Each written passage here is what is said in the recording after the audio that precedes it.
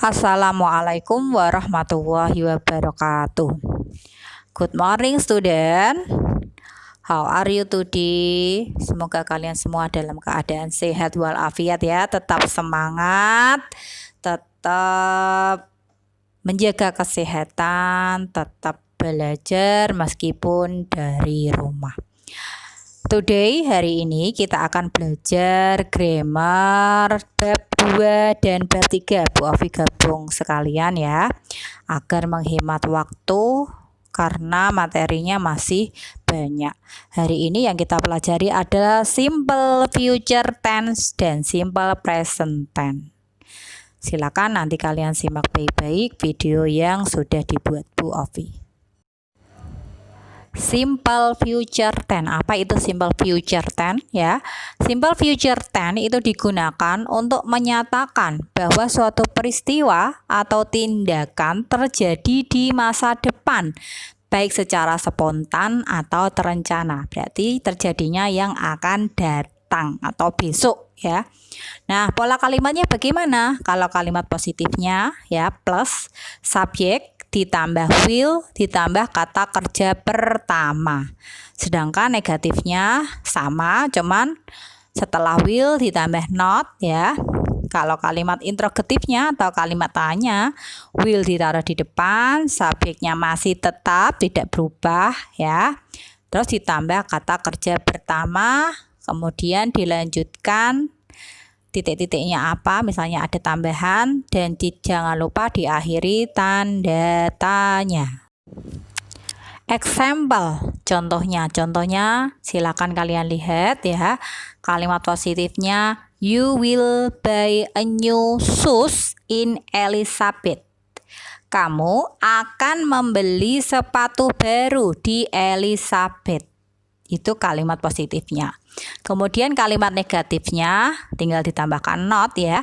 You will not buy a new shoes in Elizabeth. Kamu tidak akan membeli sepatu baru di Elizabeth. Kalimat tanya atau interrogatifnya, will-nya ditaruh di depan ya. You-nya tetap tidak usah dirubah ya, karena ini hanya pertanyaan saja. Will you buy a new shoes in Elizabeth? Akankah kamu membeli sepatu baru di Elizabeth? Pola kalimat pertanyaan atau interrogatif pada tenses ini dapat digunakan untuk mengundang atau mengajak seseorang. Contohnya misalnya, will you come to my birthday party? Akankah kamu datang ke ulang tahunku, ke pesta ulang tahunku? Of course I will. Tentu saja aku akan. Simple present tense. Meskipun kemarin sudah, sekarang Bu Guru tambahkan sedikit biar lebih memahaminya ya. Simple present tense digunakan untuk menjelaskan peristiwa yang berulang dan menjadi kebiasaan sehari-hari. Jadi terjadi setiap hari ya. Pola kalimatnya kalau positif subjek ditambah kata kerja pertama. Kalau negatif subjek ditambah do atau dash ditambah not ditambah kata kerja pertama. Sedangkan kata tanyanya kata tanya atau pertanyaan atau interrogatifnya do atau dash ditambah subjek ditambah kata kerja pertama, jangan lupa diakhiri tanda tanya. Nah, Bu Guru sekarang punya contoh mana yang harus pakai do atau yang pakai dash ya. Sekarang perhatikan subjek ditambah verb 1 atau kata kerja pertama. I write, saya menulis. Ya, jadi nanti kalau di kalimat interrogatifnya dia pakainya do. Kemudian you watch, kamu menonton. Kata pertanyaannya juga pakai do. We begin, kita memulai, sama ya, pakai do juga. They go, mereka pergi, sama juga pakai do kalimat interrogatifnya. Kenapa kok pakai do? Karena mereka jamak ya, atau banyak orang. Kemudian subjek ditambah kata kerja pertama yang pakai s atau es ya. He write, dia laki-laki menulis. Nah, nanti kalau ditaruh di kalimat negatif atau kalimat pertanyaan pakainya does ya. Does ya. She watch, sama ya, dia perempuan menonton. dash juga. It begin, itu memulai, sama juga ditambahkan dash. Rafdan goes, Rafdan atau dia laki-laki pergi. Nah, Rafdan di sini karena nama orang bisa diganti pakai he. Kalau misalnya perempuan juga, misalnya Ovi karena perempuan bisa diganti dengan kata she. Begitu ya, itu yang pakai dash.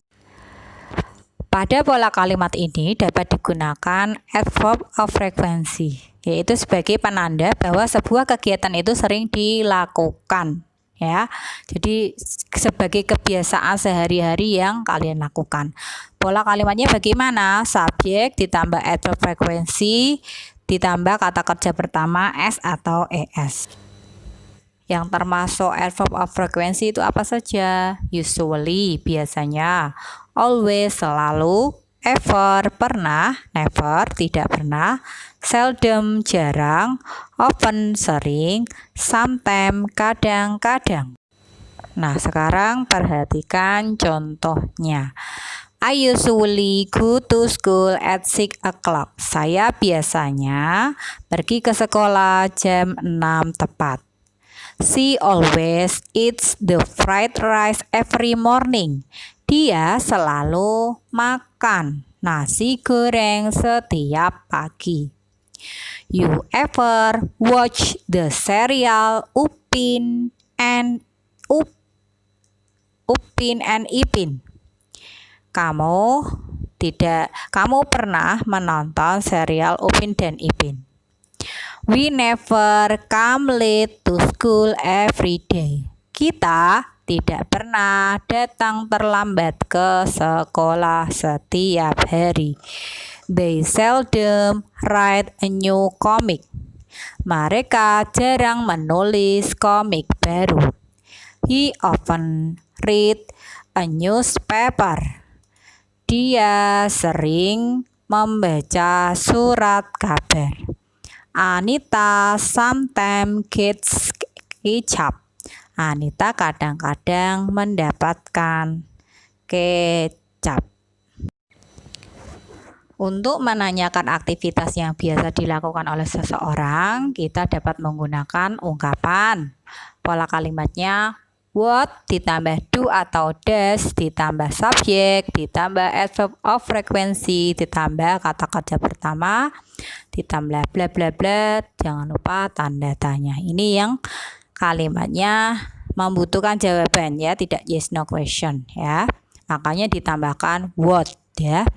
Sekarang contohnya, what do you usually do on Sunday? Apa yang kamu biasanya lakukan pada hari Ahad? I usually play football. Saya biasanya bermain sepak bola. Untuk memberikan aba-aba atau petunjuk, kita dapat menggunakan kalimat perintah dengan pola kalimat kata kerja pertama ditambah bla bla bla tanda seru.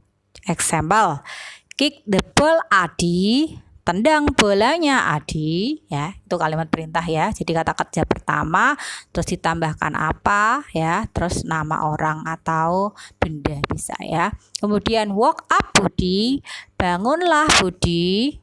Ya, open your book, bukalah bukumu. Itu kalimat petunjuk atau kalimat perintah ya, atau aba-aba.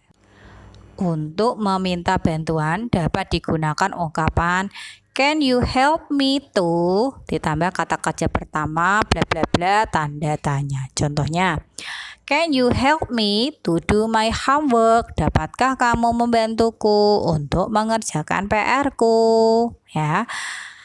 Jawabnya yes, I can. Kenapa kok jawabnya yes, I can? Karena dia jawaban yes, no question. Ya, tinggal dibalik. Kalau can you, otomatis jawabannya I. Karena membutuhkan jawaban. Kalau tidak membutuhkan jawaban, tetap ya can you.